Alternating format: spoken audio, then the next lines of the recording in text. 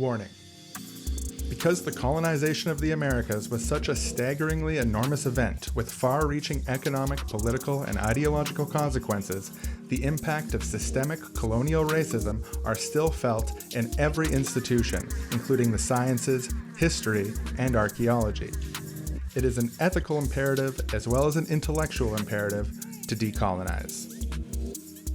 The Seriously Wrong podcast is recorded on the unceded territories of the Musqueam, Squamish, and Tsleil-Waututh people.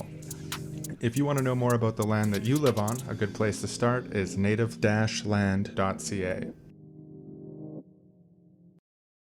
Hello everyone, and welcome back to the Seriously Wrong podcast. We are your hosts, the Wrong Boys. My name is Sean. I'm Aaron. Welcome to the show, everybody. This week we got a really interesting interview with Dr. Paulette Steeves, who has written a book called The Indigenous Paleolithic of the Western Hemisphere, which challenges some of the common sense ideas about when and how indigenous peoples came to the Americas. Really excited to share this interview, but before we do that, I just want to quickly say this is a listener-supported show. We rely on donations from our donor community on Patreon. For $6 a month, you get access to our episodes early and our entire back catalog, including things that have been taken down from the main feed, as well as bonus episodes. So if you like supporting independent, leftist, comedy content, that's a great way to do it, and we appreciate it a lot. So I just wanted to, first of all, thank everyone who's already doing that. We're a listener-supported show. And also implore people who aren't doing that to consider it as a possibility, because it makes a huge difference allowing us to continue doing the show. So this subject matter is something that I find really fascinating, like, where people came from, where they moved at different times. It came up in our conversation with David Wengrow. There's very conservative ideas about when and how people moved around, and he pointed out, well, people had boats a lot earlier than we thought. There's a lot of possibilities for movement, and we wouldn't necessarily have records of everywhere that people have been. So if you're going by just what you have hard records for, you're just sort of naturally going to come to conservative conclusions that people haven't been around as long as they may have been. And when I think about this, I sort of came to the conclusion that it's possible, maybe even likely, that human beings moved around the planet a lot sooner than we thought of. So I'm really fascinated by the possibility that within human history, there could have been more movement, just sort of moving back and forth across the world than we ever dreamed of. I gotta say, after hearing from Paulette and what she said in this interview, I was kind of blown away by how many different lines of evidence there are leading to this conclusion. Yeah, it's just a real honor to have her on the show and her work kind of pioneering this concept that is like only recently been shifted in terms of like what is the scientific consensus. Also, what's really striking to me about all of this is when you have this incredible scale of evidence, there's all these different sites that predate what's called the Clovis period. And, there's the linguistic evidence of I wasn't aware of this, but the Americas have more language diversity than any other continent. And language takes time to develop. So the implication of having more language diversity in a given area is that people have been there for longer. But yet there's been this sort of persistent argument that it's impossible that people have been in the Americas for longer. When you look at the context of the time period where these debates were actually happening over the last 150 years, it's pretty clear that what shaped these discourses was colonial racism, what shaped these biases in anthropology and archaeology against looking at the whole of the evidence here to come to the best conclusions possible. It was racist colonial biases from settlers who were often white supremacists, literal white supremacists or eugenicists, basically arguing that because indigenous people had only been here for some limited amount of time, that gives them less of a right to, say, ownership and sovereignty in the land. But because of these racist biases within archaeology, things that I think should be accepted as basic facts about the continent that we live on have been repressed, ignored, and people have been attacked for even raising these questions. It is really quite staggering, the depth of evidence here and how little explanation there can be for this consensus other than racism. Yeah, and I mean, and it's not just the language evidence. There's been more and more discoveries of actual sites that have been verified, accepted by the scientific community as being older than Clovis. Some of the consensus on this getting pushed back by a few thousands of years in the mid-2010s. And then recently there's this discovery of the fossilized human footprints in the White Sands National Park that have been dated back to 23,000 years ago, confirmed articles in National Geographic, NPR about it. It's on the US Geological Survey website. It's like accepted science now. Humans have been on these continents much longer than, as you said, people originally thought. It's just so exciting to be like seeing a kind of scientific revolution on something like this that has been a long time coming. The evidence has been accumulating and accumulating for a while, and it seems to really be kind of like tumbling down the hill in the other direction now. And it opens up all this space to discover more about the actual long arc of history in terms of global human migration and the American continents. And it also being a vindication of indigenous oral traditions and their cultures that have said for a long time that they've been here longer than this. It's a fascinating developing area of human knowledge. I remember thinking this before, looking at, human migration, human history and stuff. And I was seeing in more than one instance where you could actually see that timeline change over time. Like up until this year, they thought this was the earliest example of thing X. And now new evidence pushes that back by 5,000 years. Now new evidence pushes that back by 1,500 years. When you see something like that, the sort of meta-induction of seeing these timelines move earlier and earlier is that, oh, well, then we should probably assume that our earliest timelines, as of now, are going to be made massively obsolete by new findings in the future. So like the meta-induction is we must just be scratching the surface. Like it should, if logic serves, continue to be pushed back further and further. It's just really, really fascinating. But yeah, we're not experts on this subject, but I did have the chance to speak to an expert. So I did an interview with Paulette Steeves. She knows a lot more about this than I do, so maybe we can hear what she had to say. I think that's a great idea. It's a great interview. My conversation with Dr. Paulette Steeves. Let's begin.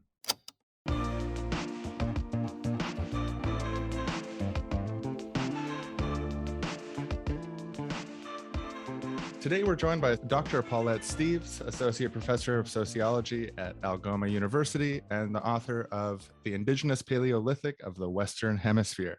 Thanks for being here. Thank you for inviting me. Our pleasure, definitely. So there's something called the Clovis-first hypothesis, which has been kind of the consensus on human migration to the Americas for some time.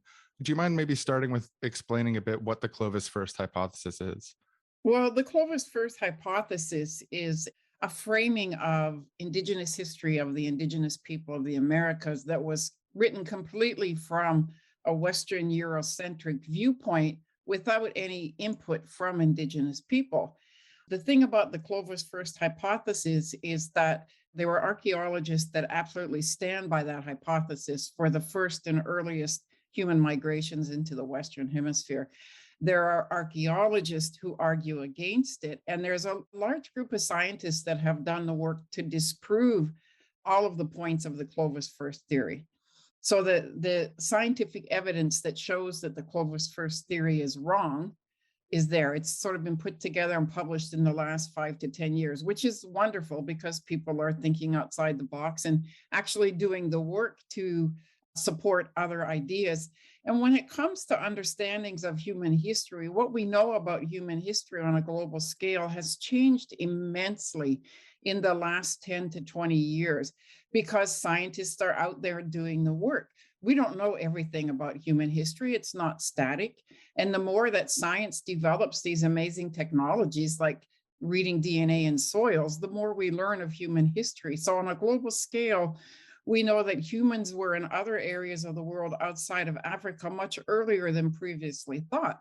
And they used to teach that Homo erectus and Homo sapiens and Neanderthals were all their own species and didn't interbreed. We now know that's wrong thanks to genetic work. We know that early hominid species did interbreed. So our understanding of human history has greatly changed. So that kind of reflects on the history of Indigenous peoples of the Americas. It's not static. It's changing because our understanding of human history on a global scale is changing.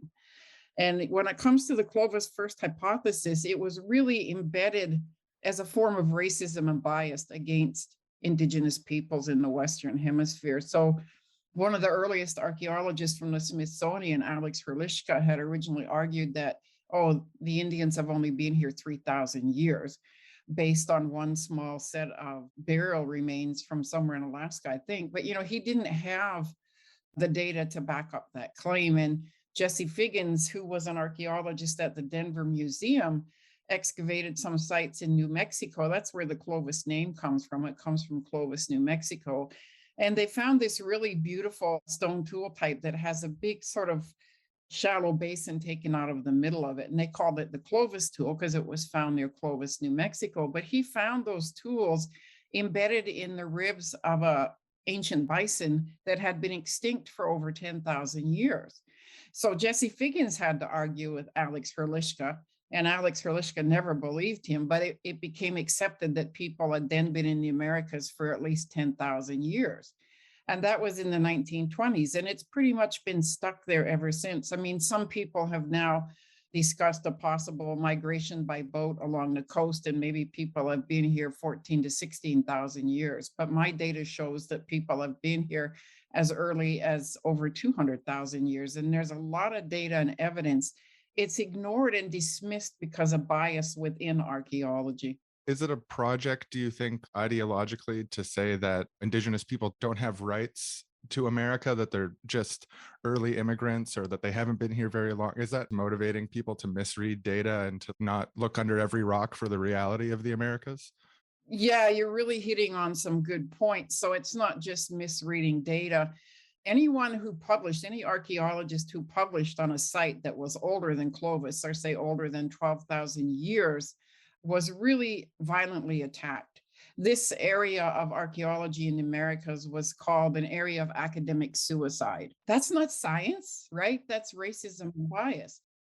And when you look at what do archaeologists do? Well, they make their living off the material record, off of archaeology. And there's a history, and I discuss this in my book, that archaeologists have worked hand in hand with the nation state to erase Indigenous links to the land. So when you erase Indigenous people from the land, you erase the people that own the land, that own the artifacts, that own the history. Archaeologists to this day and geneticists, they talk about, the Indigenous people of North America as being Asians from Asia who are recent immigrants to the continent. So we haven't been here long. We're not that evolved. We don't own the land. It infers a lot of very violent and damaging thoughts for people. And you know what? It frames racism and it frames colonization. And so if you're taught that Indigenous people haven't been here very long, you don't support their claims to the land, right? And those archaeologists control the artifacts, control the archaeology, control the history, and they make their living from it. And I discussed that in chapter 2 of my book. And that was one of the most perplexing chapters to write because I had to do a really deep dive into the academic history of the development of archaeology in the Americas. And it's really disturbing. It was a very racist field. And it changed after World War II. It began to change a little bit because people realized that eugenics was not something that should be taught as being acceptable. But we have a long way to go. We've made some changes, but we have a long way to go. We really owe a debt of gratitude to those archaeologists that put their careers on the line to publish what they know was the truth. So there was a number of archaeological sites that when they were dated, the archaeologists knew that they were quite a bit older than 12,000 years, and they published on those sites and they paid the price. One got fired, I believe, from the Museum of Man in Ottawa for saying that a site in Ontario was older. And others lost their funding. Tom Dillahay apparently lost his funding when he was working on Monteverde because he said it was over 14,000 years old. And it's not normal that there would be this level of violent critique against an idea. When you look around the world, we see early hominids in Northern Asia over 2 million years ago. And we see that modern humans, what we call modern humans, were in parts of Europe and Asia over 40, 60, 80,000 years ago. So are we supposed to think that, early hominids walked out of Africa 14,000 kilometers to Northern Asia and just stopped?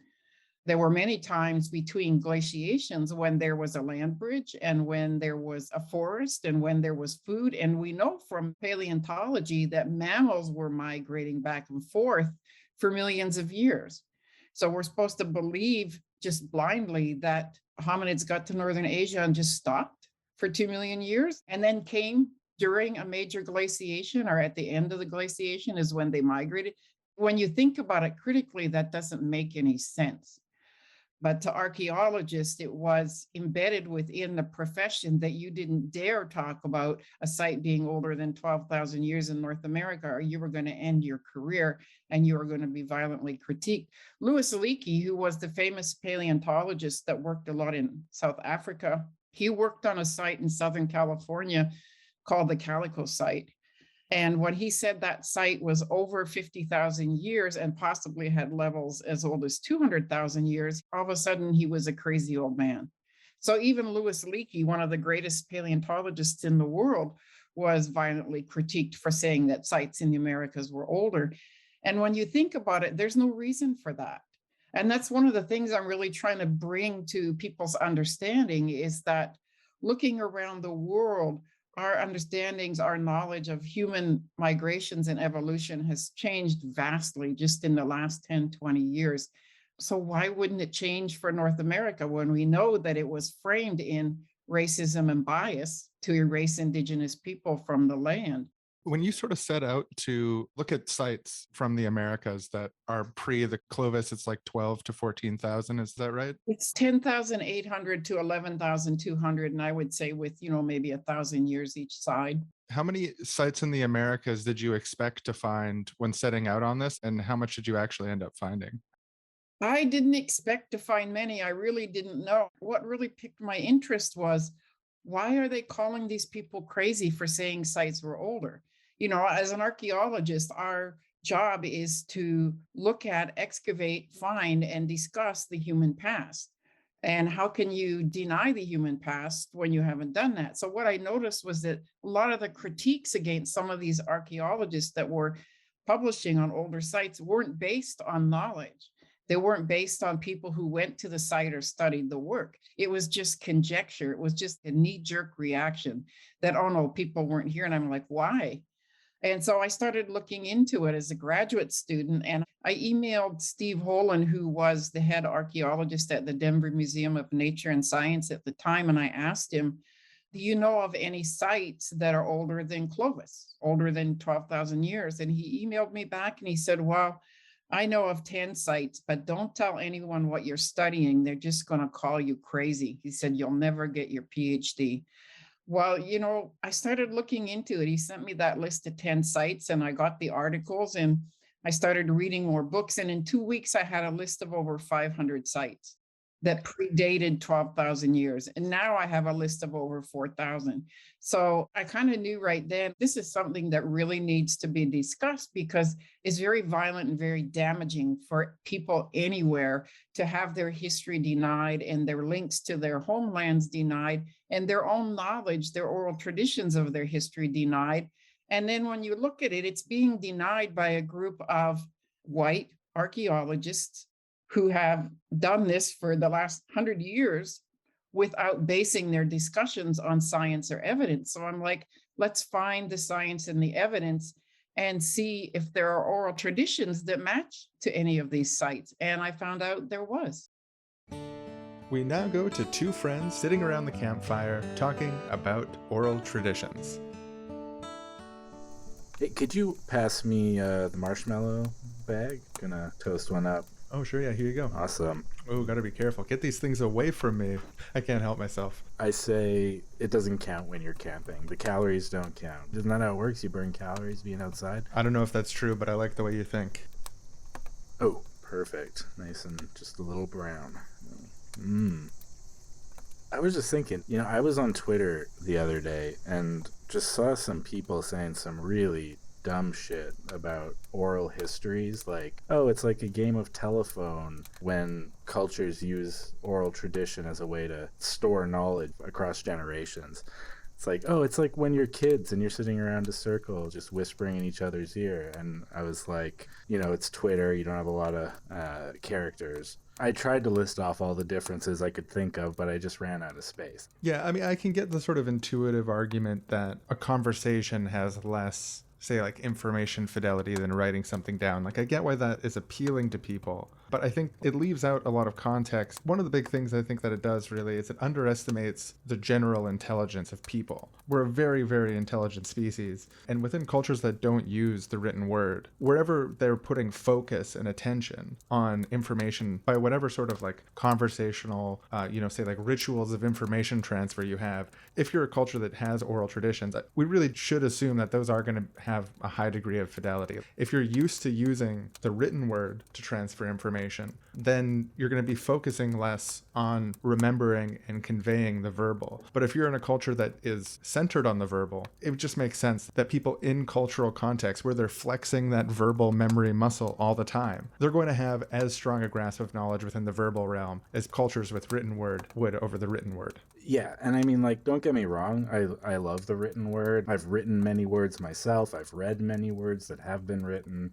But the idea that when you write something down, it's like inherently more objective than something that's spoken just isn't true. And even where, in theory, the written word would be the strongest, the idea that when you write something down and say it's in a bunch of books and they're binded, they're in a library, it doesn't change. The words in the book don't change. Decades, hundreds of years later, it's still the same words. That's so different from oral tradition where, in that span of time, you'd have multiple generations of people having to say these things out loud multiple times. But when you think about like books written in ye olde English, or even things written like a few decades ago, the meaning of what's written starts to degrade over time, because if you've ever read an old theory book, you sometimes have to know a lot about the cultural context at the time to get why someone is talking about something in a certain way, or what they're referring to when they say this general concept, or like what the grammatical conventions of the time mean that this sentence parses this way. There's a lot of ways in which the meaning of written words also can change and morph and degrade over time. And we have, disciplines of studying and understanding language and changes over time so that we can account for this and correct for it. You can have those types of systems of accounting and correcting for shifting meanings and such in oral traditions as well. Sometimes there's this like really naive view that black and white letters on page equal objective, when that's just obviously not the case. And even like a historical account written at the time of something is going to be just as biased and just as subjective as a historical account passed down through generations with a high fidelity between generations of the content of that account. No, that's such a good point to think about the way that the words on a page could remain constant for centuries, but the capacity to have even the context to understand what they mean could be degraded socially.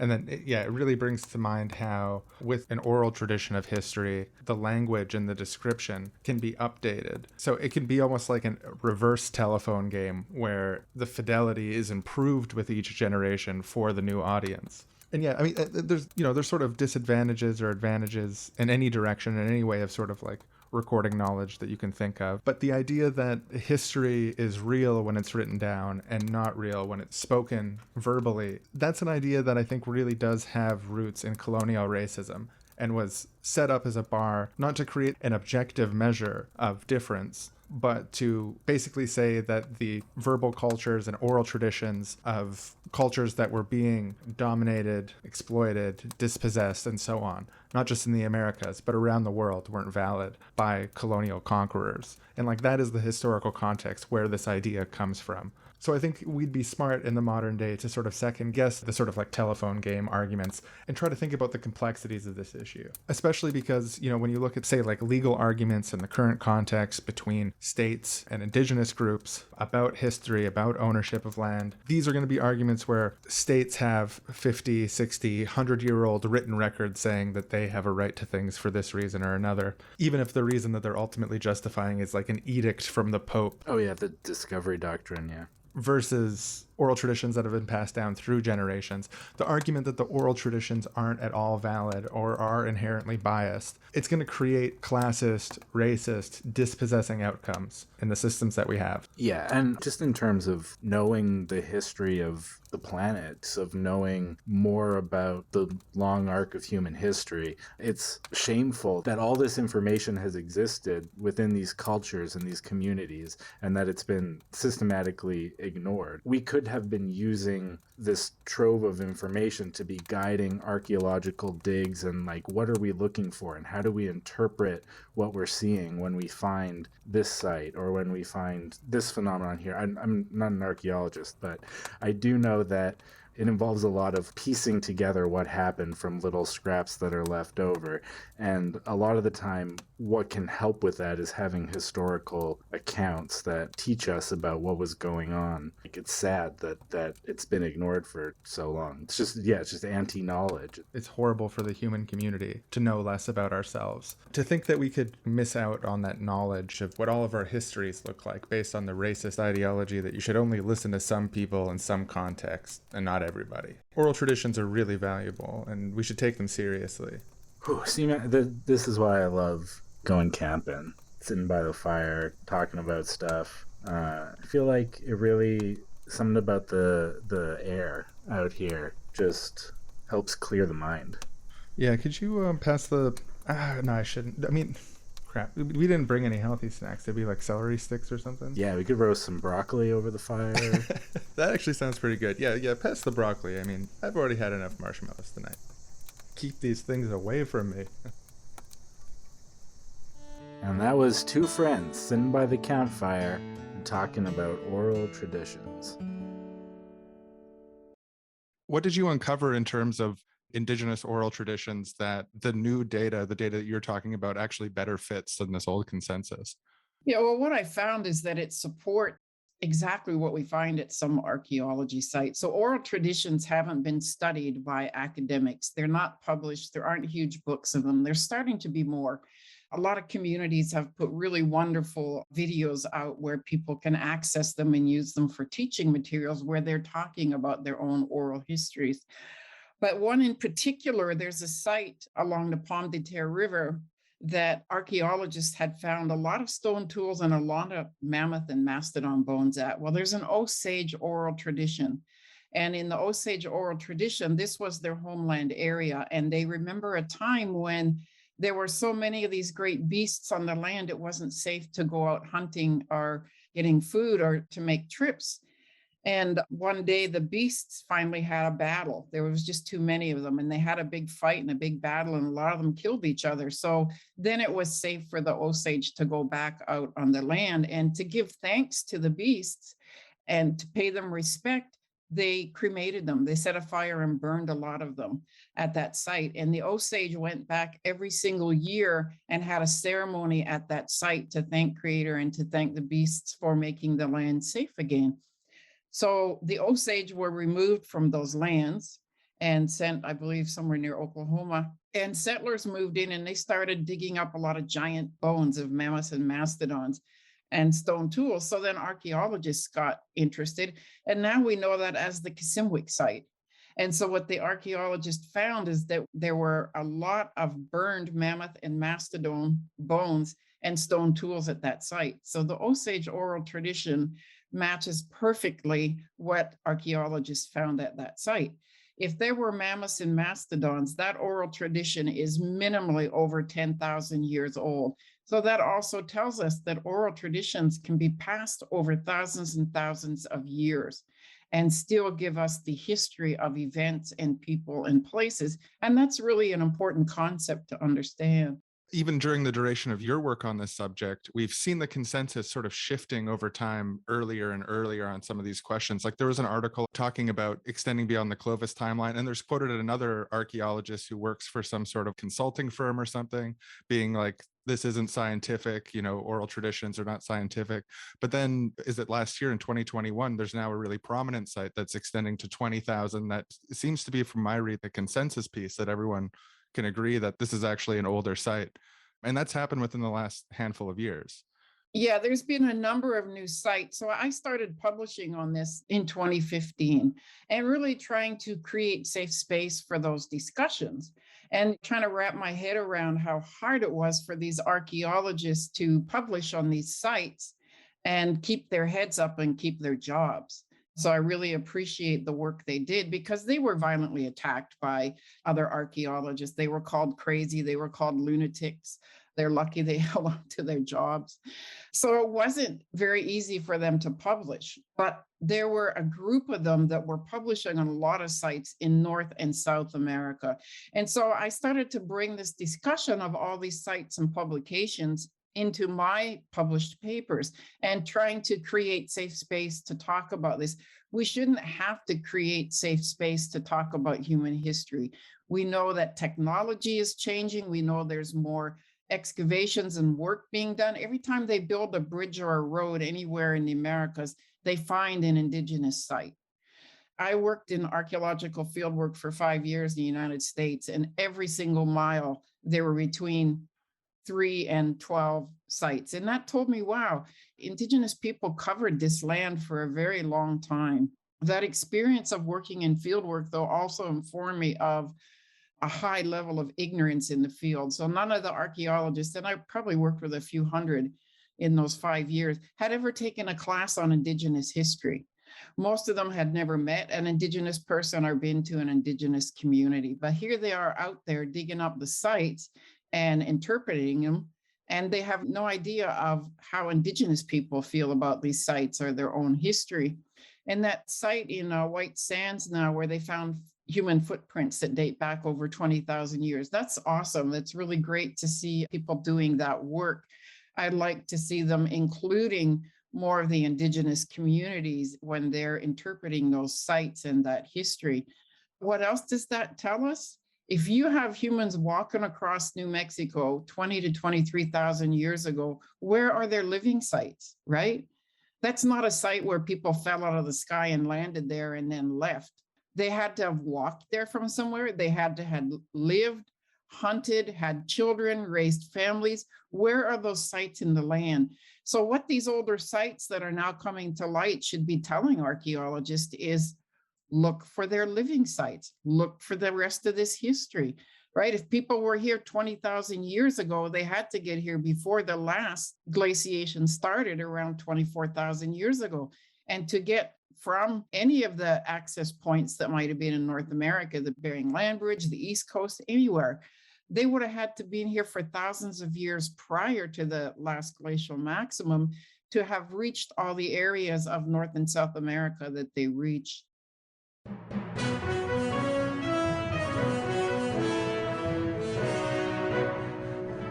Today on Confirmation Bias News from the Vancouver Sun in 2016, challenging the origin story of Native Americans. Paulette Steeves' work as an archaeologist seeks to upend long-held notions about Indigenous culture in the Americas.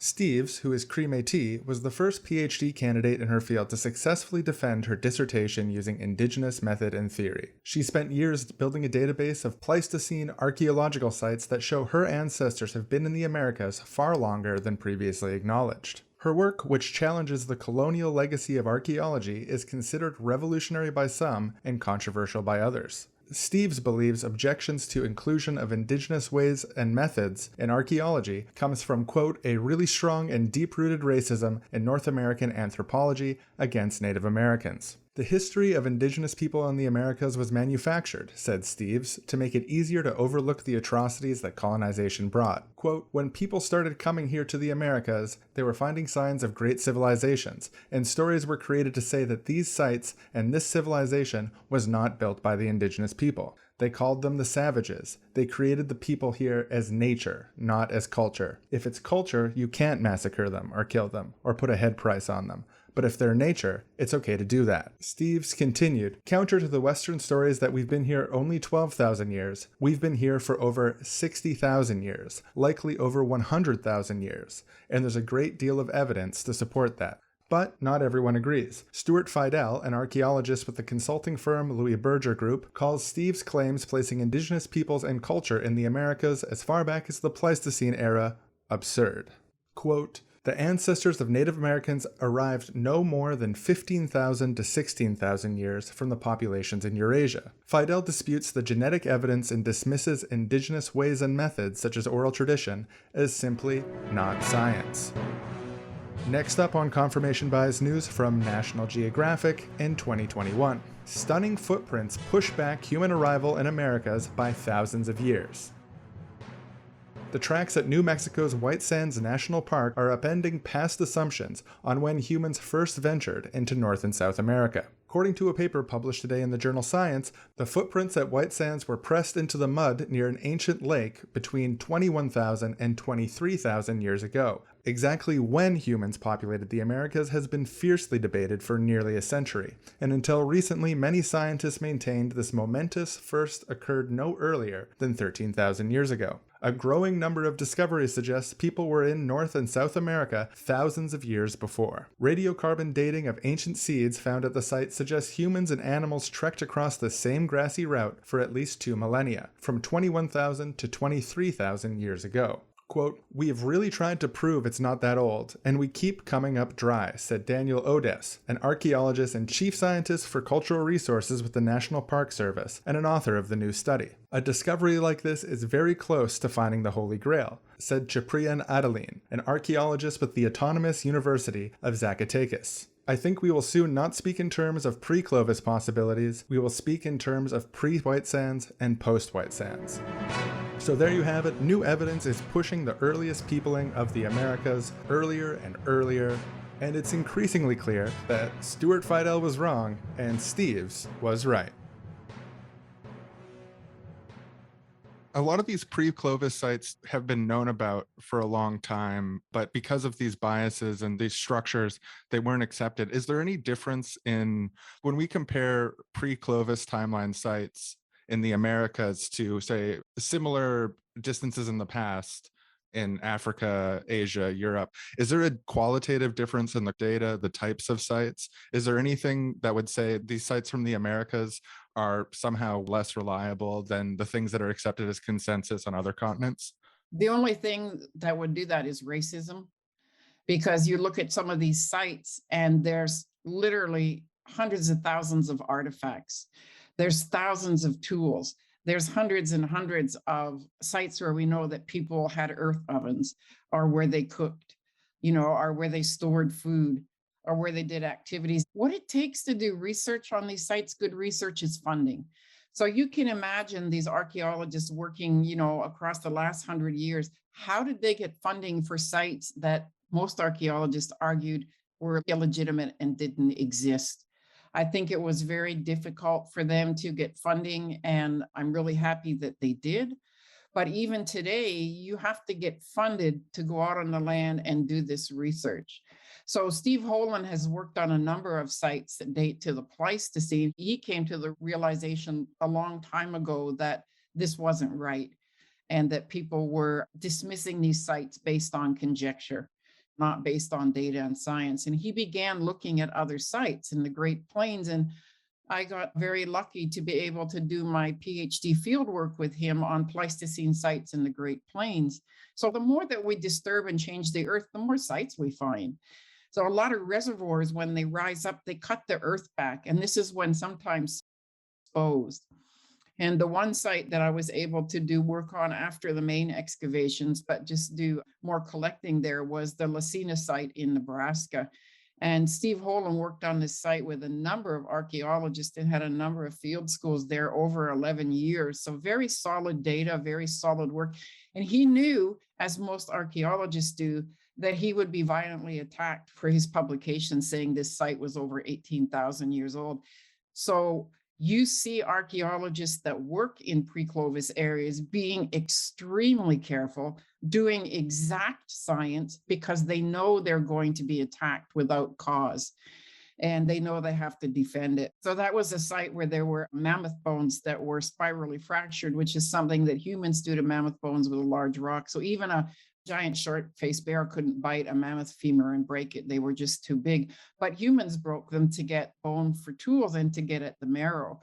So there's been a lot of really good science formed around the study of pre-Clovis sites by archaeologists that are being extremely careful. Steve Holland also worked on the site in California that's dated to over 130,000 years. They had all the materials from that site for a long time in a museum, and they waited so they could not do the dating on them until the science got to a place where it could not be questioned. And I think they waited over 10 or 15 years to do this. So they were very patient. But then they did get the dating done and they did get the site published. And it's a very good site. I've studied the materials from the site. I've studied the site area and all the research on the site. And there's a number of sites in Southern California that date to earlier timeframes, over 50,000 years. And so we can say, well, it makes sense. It's a regional area. Of course, if there's one site, there's more. And it's great that in Southern California and central Mexico, a number of these older sites dating over 100,000 to 200,000 years have been studied and published and dated. It occurred to me, I know that there's some legal protections when sites are found, that there's responsibilities if they're accepted sites. Is there a financial incentive to cap sites at a certain time frame and say, like, for example, if there's sites from before 12,000 years that you can say they're not real sites, then is there times where businesses or governments would then have less responsibilities to preserve the artifacts and stuff like that? Absolutely. There is protection for cultural sites in North America. So if a site is denied as not being a cultural site, it's not protected. The US has made a number of sites that predate Clovis, not by much, but predate Clovis, into national historic areas and afforded them protection. For archaeologists, this is their academic capital. So what are you putting in danger when you say there's an older site and people don't believe you? You're putting your academic capital in danger. So a lot of people won't go there. There are a lot of scholars, faculty, Indigenous faculty that don't discuss colonization, that don't discuss the violence of ongoing colonization in archaeology. Who's going to hire you when you critique that field? Who's going to hire you into archaeology when you openly critique and discuss the history of the field as being a violent colonial space, right? So there's a lot of people that don't step outside of a box of comfort to actually discuss the truth. I think it's very important to be a truth teller for everybody. If there's something about human history that's denied and we know a truth, we should discuss it. And if there's a reason those truths are blocked, we should discuss it. This is how you expand and move forward an academic field, how you decolonize the field. But for a lot of people, that's their academic capital. So they're very careful with protecting it. And I think that's what a lot of archaeologists did. They didn't want to be called crazy. They didn't want to be called lunatics. And so I've been told there's a lot of archaeologists that haven't reported sites they know are older than 12,000 years. So the few hundred that I have in my book, that's just a tiny amount of what's actually out there. And as science gets better and better, and we can go back and review these sites, maybe some of them will be found to not be that old. And maybe a lot others will be found that are that old. And like I said, if you have a site in one area that dates to over 20,000 years, there's going to be more. There has to be sites all around that date to the same time frame. And that's what we should be doing. I think archaeologists should find that very interesting. And I think they should start getting out there with their graduate students and looking for these sites around the footprints, around any site in North America or South America that we know has really solid data and dates to an earlier time frame. There has to be more sites, so get out there and find them. We now go to the construction site of a brand new overpass, where a lowly employee has discovered what he believes to be ancient stone tools. Whoa, hey, look at this thing. Hey boss, come over here. Check this out. Yes. Is someone working very hard? I'd like to see that. Really cool. Look, it's like an old stone tool. Nope. like the same kind that I've seen in archaeological digs on other continents. It doesn't look like a stone tool to me. That could just be a natural fragment of stone. Look, like sometimes that's the way the stone breaks. Right. Well, yeah. I would just toss it under the tractor or the what's the thing with the scoop machine. Boss, I don't think I should throw it under the scoop machine. I mean, I'm not an expert on this, but like I have looked at comparable ancient tools. It's got some of the distinctive features that I recognize. So I think we should get this checked out by like, I don't know, a team of experts or something. At the depth we're digging right now, archaeologically, there were no people on this continent at that time. So really, you think it looks the same, but I mean, it doesn't. It's not. So yeah, like I said, right. But but it's similar to. It might be similar to you, but if other important people think it's similar, then this whole site's going to get declared protected, and we're not going to be able to build this overpass, and that's going to be bad for everyone. But boss, if there were to be things at this depth, they would look like this based on reference points from other continents. If we're just assuming that people haven't been here in the Americas that long, and we are assuming that, and then we're casting out any evidence that might disprove that, then we've got a sort of tautological denial of any evidence that might show up. Exactly. You're one of the smart ones. So what is the issue? That it could like cost us money, or is it like that it would what's the issue? That we would interfere with the overpass project? Yeah. Do you drive? Have you ever been stuck in traffic? Right. I mean, we could still make the overpass. At the end of the day, we just learn more about ourselves, learn more about humanity's history and be enriched by it is what I was thinking. But I mean, I guess you're the boss because you just know a lot more about this stuff than me. I don't know. I don't want to rock the boat too much. You do pay my paycheck. True. Yeah. I mean, I could have said throw that away or into the dirt or hide it somewhere or I'll fire you, but I did hope that was just kind of subtly implied. I don't want to be crass about it. All right, so if I find any more of these, should I just like whip them? Yeah, definitely. Whip them like a stone across water? Yeah, absolutely. I mean, don't hit anybody's car, obviously. We want to respect cars, but other than that, just away, just into the water in a trash can, dig even deeper and just toss it back down there. Basically, I'm just saying hide it. At all costs, please, just hide it. Yeah, okay, all right. Thanks, boss. Good to check in with you about this sort of stuff. I appreciate it. No problem. Glad I could help you and us all in society from having to deal with any pesky questions. Hey, check out this. I was in Little League. Ooh, oh, nice. Wow, that's beautiful. Yeah, I got another one. Wow, that's a lot of probable stone tools. Yeah, check out these ones. These ones actually look a lot like tools. Oh, hey, no, come on. We said no cars, please. Oh, sorry, it was an accident. Just get back to work, please. Bury the rest. Employees. Can't live with them, can't live without them. Oh, sorry, boss. I underestimated my own strength there. And so that was a lowly employee tossing away ancient evidence of the peopling of Americas at the behest of his for-profit boss, causing us to miss out on opportunities to better understand ourselves. And now back to our show.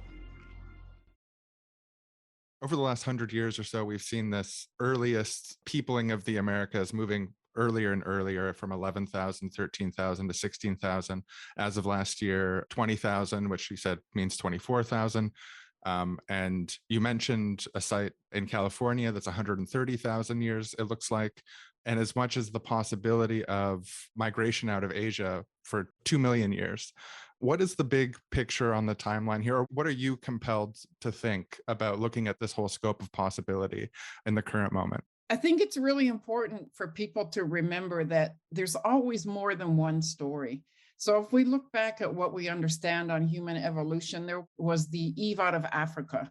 Well, that's one story, but there's always more than one story.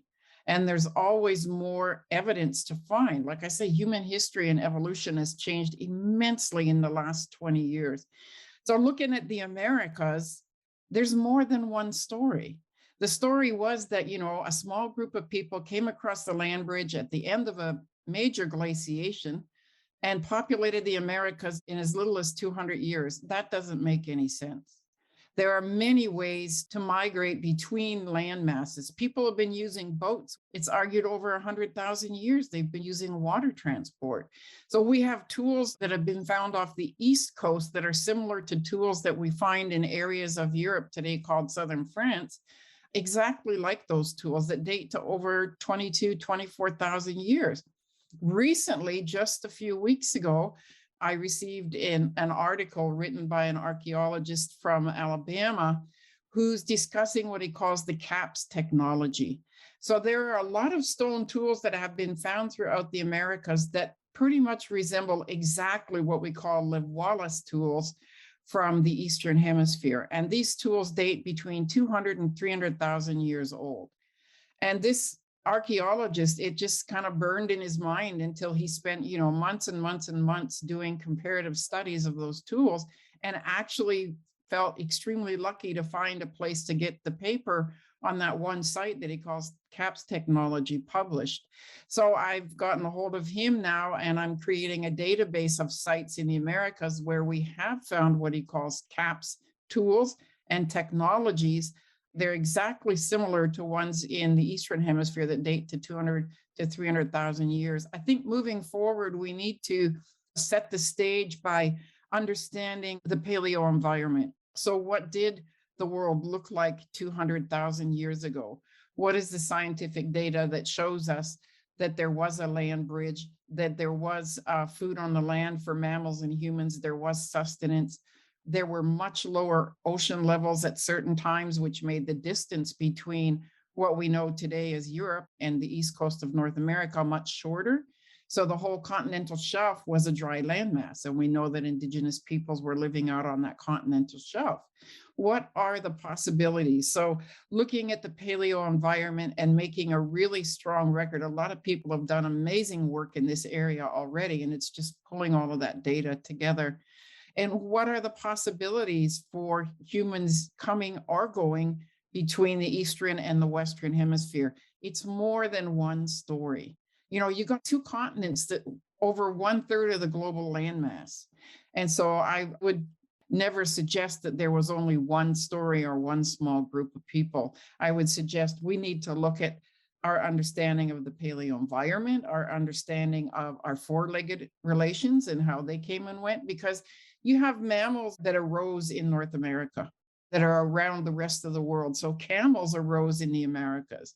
We have camelids on Ellesmere Island at 3.5 million years.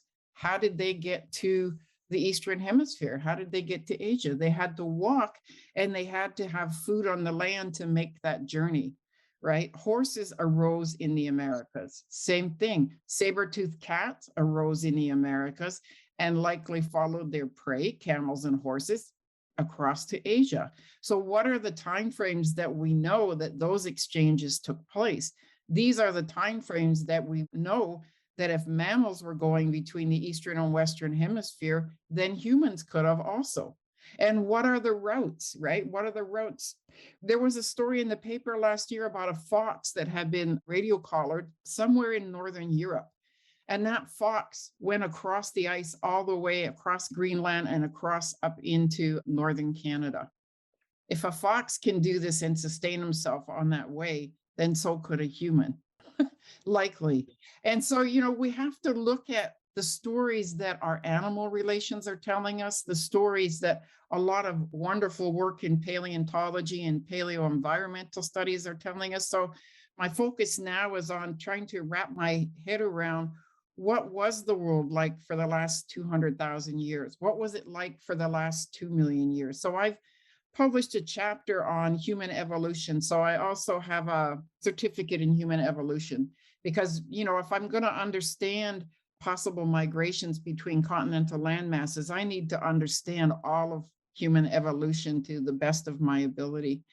And looking at how humans moved across the land, what were the resources they needed? How long did it take for humans to move across the land? We don't really know, but we know that it would have been quite a bit of time to get from, say, somewhere in Northern Asia to the southern tip of Patagonia.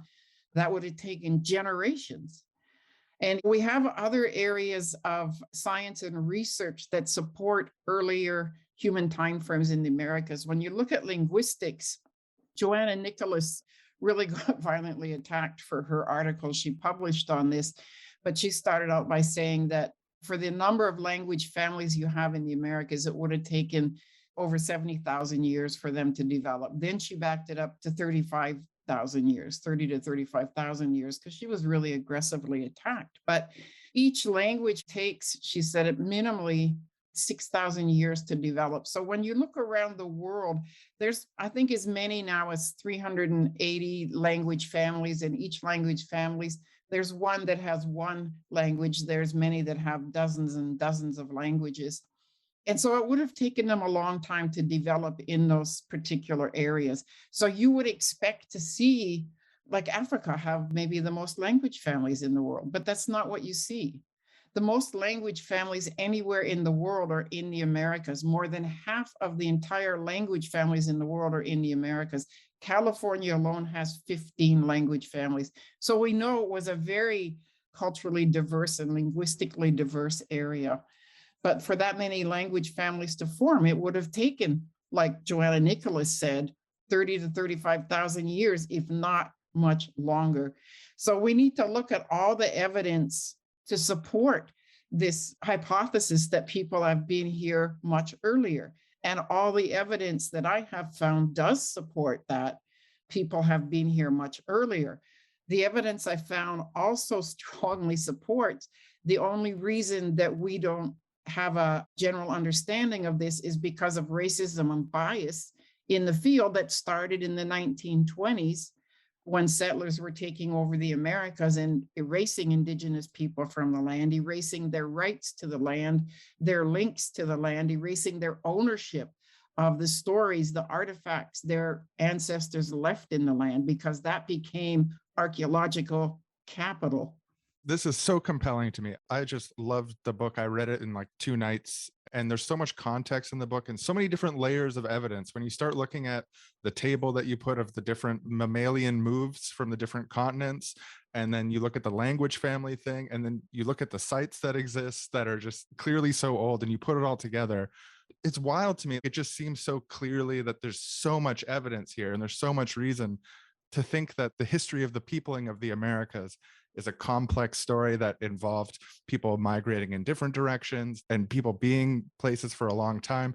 And for you, who took an interest in this topic when it was still sort of forbidden, and you see these changes and the willingness to consider this in a larger way, do you feel vindicated in knowing that you put that flag up early? Are you optimistic about the direction, or do you feel like there's still going to be a lot of resistance to this? Well, I think there's still going to be a lot of resistance to this, but it's great to see people changing their stories. And I mean, how long can you deny something when so many red flags are raised and so much amazing evidence is produced? People were very terrified for a long time to even discuss this area as archaeologists because it would end their career. I was given a job to do. And so I went to speak with an elder. I grew up in Lillooet, BC, and I went to speak with an elder when I was leaving there at a very difficult time in my life to get guidance from the elder. And he told me at that time, I mean, I was going through a divorce. I was a single parent with 3 kids and a great education and 26 cents in a truck. And I said, I really need your guidance. I'm going to leave, take my kids and leave Lillooet. And he said, we've watched you grow up and we know that you have an important job to do for Indian people. And he said, not just us, he said, all Indian people. And we don't know exactly what it is, but we know it's going to be extremely difficult and you need to be strong. He said, what you're going through now is training to learn to deal with difficult situations. And that was Elder Leonard Sampson. And so I left Lillooet and I never forgot what he said. And when I was graduating, it just, the light bulb went on. Oh, that's what he meant. My job is to rewrite Indigenous histories of the Americas. The difficult part, the most difficult part of this journey for me was the racism I faced in grad school and seeing that amount of violence and anger and hate because I had a voice and I had brown skin. And I was speaking of archaeology as being a racist place and having a history of racism and bias. But, I got through that. That was sort of the middle of the teeter-totter. That was the pivotal point. And I got through that. And I just have learned to listen to creators' guidance and to keep delving deeper into this subject. And what happens, I start talking about it in published papers in 2015 in lectures. Nobody ever called me crazy to my face. I've never seen any bad critique. I think Archaeologists now are very careful how they speak to First Nations and Native American people or how they speak of them. And if they speak badly, they're not going to do it in public because guess what? Now there are laws that state they must consult First Nations or Native American or Indigenous communities to work with them on archaeology. We've really moved strongly into that area. And so I think people are very careful about critiquing me publicly. But I think there has been a lot of change. And when I see now there's a site in Mexico, Chiquita Cave, that dates to 32,000 years. There's the site in Southern California that dates to 130,000 years. There's a site in New Mexico that dates to over 22,000 years. And I think that we're going to find a lot more sites. So when you look at that map, you see there's not a lot of sites where the glacier was. That's because it's very northern. And when we find archaeological sites, quite often we find them around urban areas because we're disturbing the soil. We're building roads, we're building bridges, we're building houses, and these sites come to mind. Or someone has taken it upon themselves to look in a specific area and they found a site. So nobody's been looking in that northern area, that northern Canada area. So it's basically an untapped resource. So when the glacier came, it did scrape soil off of the earth, but the weight of the glacier also pushed the earth down, right? And after the glacier receded, it rebounded. So we know in Saskatchewan, they're always finding dinosaurs. These are really old. We know the glacier did not take all of the soil and all the sites of human habitation off the land. We know there's caves. Caves are amazing sites to do archaeology because they were protected from glaciation and sometimes from floods, sometimes not. But I'm really starting to look around now at these older sites and at areas. Okay, if we were going to look for older sites, number one, we know it would likely be very deep, and we'd have to do a lot of work to find them. In the south, they're finding these CAPS technologies, Lavalas tools on the surface in some places. So I think the biggest thing is that people have to remove those colonial blinders they have on their eyes and step out of their box and start treating the archaeology of North America like they treat the archaeology anywhere else in the world. Anything is possible if you look. If you don't look or it's dangerous to look, you're not going to find it. But what happens when you start looking and you start paying attention? Oh, guess what? All these sites are now popping up and they're good sites. So I think that the field's going to continue to expand. I think genetics been kind of limiting and trying to fit its story to match the archaeological record. And people don't realize when geneticists say that, oh, all the Indians are related, they're all Asians from Asia. They're looking at less than 1/10 of 1% of the ancient data and probably less than 5 to 10% of the contemporary data that would show us an entire body of information genetically about Indigenous people. They just don't have the data. And some geneticists make that very clear in their papers, and others kind of just gloss over it because they want to make a point and it's their story and it's the right story. And I always have to remind them there's always more than one story. And by the way, you don't have enough data to back this story up as being the only story. Well, yeah, and the book is an incredible read. And in the context that you're laying out and how you and others have had to fight against these currents to have people just look at the basic facts of the data that's actually around, I appreciate that so greatly. And like I said, this book was fascinating and ultra stimulating to read. Highly, highly recommend it for people who are interested in this subject. Is there anything else that you'd like to get into before we wrap up? Yeah, I think it's important for people to understand concepts like agnotology. So, agnotology is the intentional teaching of ignorance. It's not about what you're taught, it's about what you're not taught. There's a great book called Agnotology. And education has been based on that. People need to realize that education has been completely controlled and framed by a very small body of knowledge from 5 small areas of the world, Western areas. It's completely Eurocentric. We're getting to a place now where education is becoming international. More Indigenous people are getting their PhDs. They're adding their voices and their community voices to education. I think the students of the future are going to be just blessed with a wealth of new information and Indigenous knowledge. And I think we've just gotten to that place where we realize this, but students aren't taught often. There are some professors that discuss this, but they aren't taught about agnotology, about how they're trained to think in ways that are socially acceptable to the nation state. So the bigger picture is you have to understand the background of education, the control of education by Western Eurocentric scholars and nation states. And you have to also think about, wow, how much richer and more diverse would education be if we had the other 95% of knowledge that the world contains outside of that 5% of that Western Eurocentric view, right? And in some countries, they're way far ahead of this, some places like Australia and New Zealand, but Indigenous scholars and their like-minded peers are out here pushing to decolonize and indigenize education, pushing so that the next 7 generations of students will have this rich, diverse body of knowledge to draw on. But to even open that book, students first have to understand, and people have to understand, that you have to open your mind, open your heart, decolonize your mind, learn about colonization, ongoing colonization, because when you do that, you unlock all these possibilities of really expanding your knowledge and your life experience and being a part of making the world a better place for all people. So my focus on doing this research was, what can I do to help with these high suicide rates in Indigenous communities? I understand that Indigenous communities are suffering from intergenerational trauma, from years of colonization. What do we put out there? What can we do to maybe bring hope to people? And my daughter went to a young women's meeting in Northern Ontario that was a healing meeting. Girls came from a lot of communities and they sat in a circle and they were supposed to share one thing that brought them hope for the future.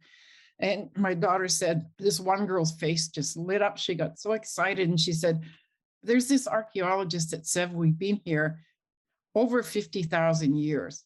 And that brings me hope that we'll get our land back, our history back, our identity back, our sovereignty back. And my daughter said, tee hee hee, I didn't tell her it was my mom. But that told me maybe I am doing something that will help bring some piece of hope to Indigenous communities. So reclaiming our history, reclaiming our lands, reclaiming our links to these ancient lands, right? Reclaiming our oral traditions and making people aware that oral traditions are facts. They are histories that have been passed over thousands of years. There was one Indigenous scholar who did his dissertation on oral traditions, and he said he knows that they've been passed at least over 40,000 years. And so here's a huge body of knowledge that we've yet to tap and bring into education. And I think that education will be a much richer place when we do weave Indigenous voices and knowledge through it.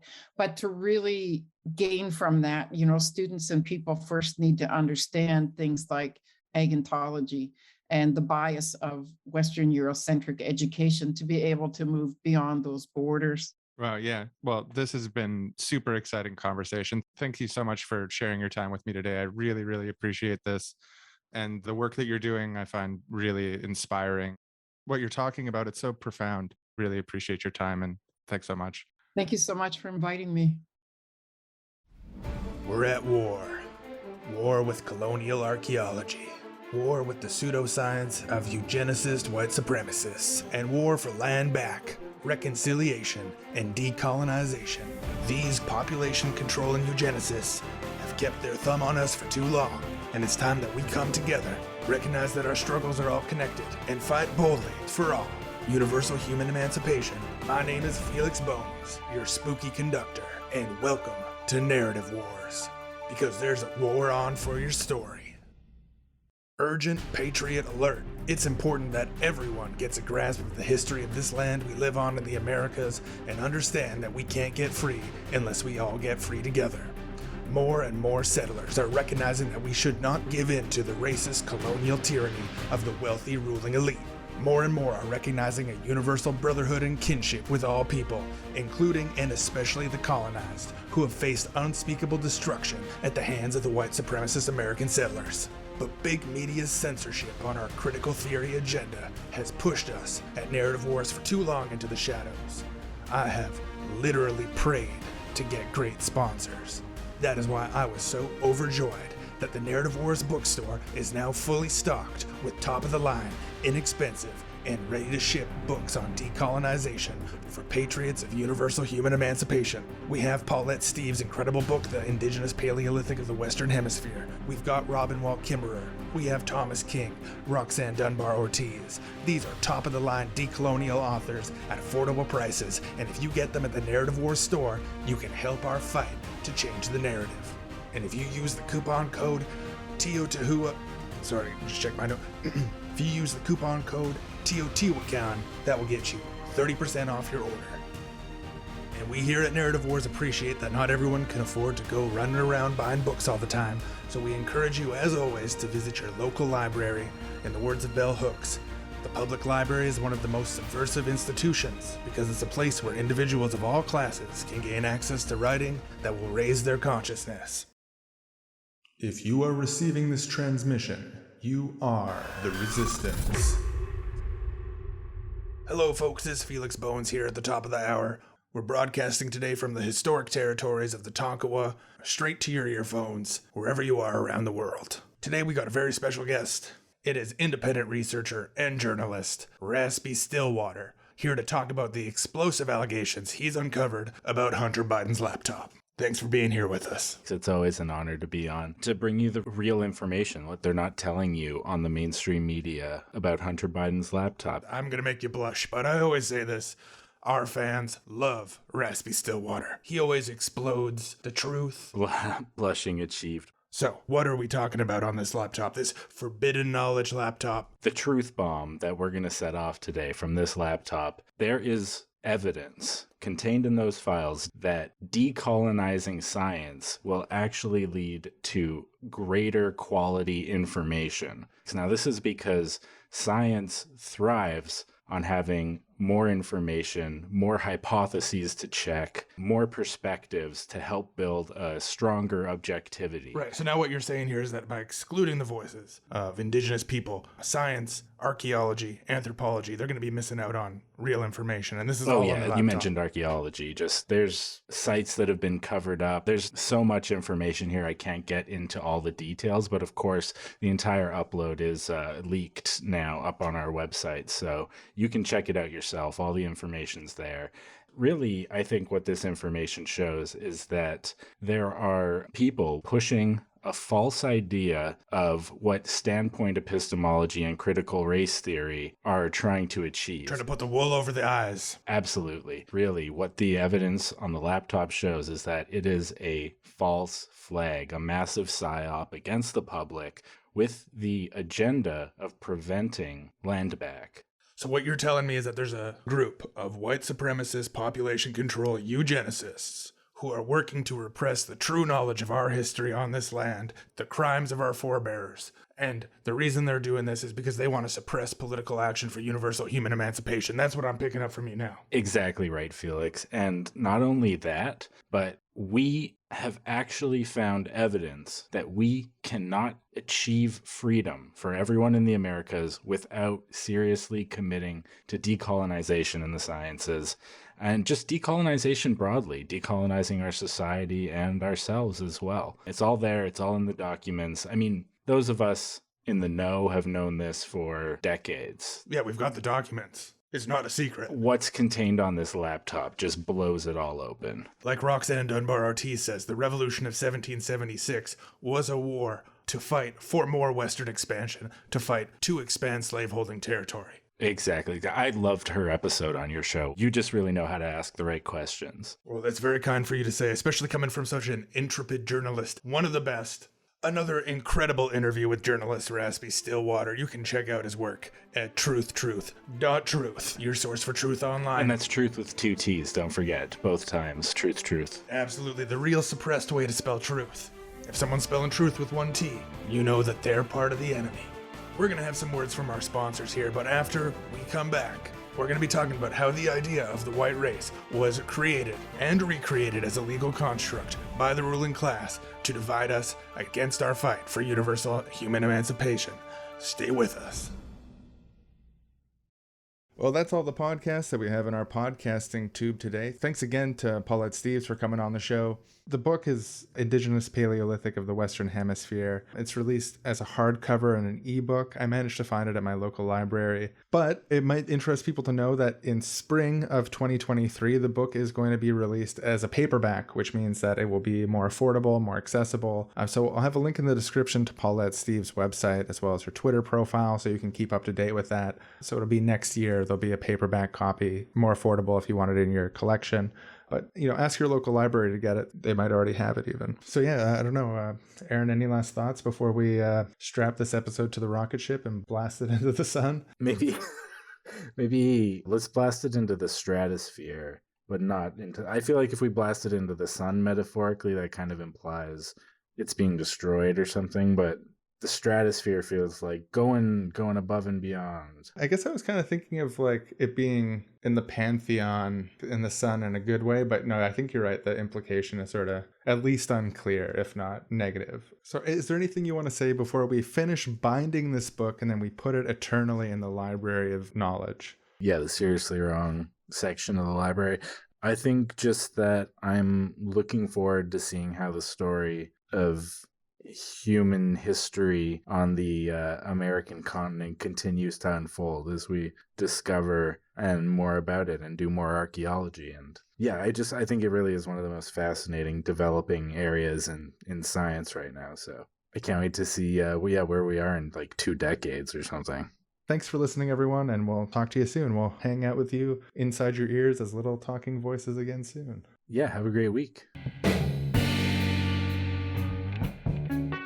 This episode of Seriously Wrong was produced by myself, Sean Villiers, with support from Aaron Moritz, as well as editing help from Franz O'Carroll. If you want to see more episodes of Seriously Wrong more often with great guests like Paulette, the best way that you can help is by signing up on our Patreon at $6 a month, and you'll get access to all of our bonus episodes and content. We'll be able to hire people to help. Doing shows like this, it takes a lot of work. Most mainstream sort of big podcasts will have a staff, and we'd really like to do that someday, as well as make sure that we have enough money to live and we can keep doing the show and putting that time and effort into it. So thank you again to everyone who's already doing that. You can find our website at srslywrong.com, seriouslywrong.com, and on Patreon at patreon.com/seriouslywrong. We'll see you very soon with another episode. Take care.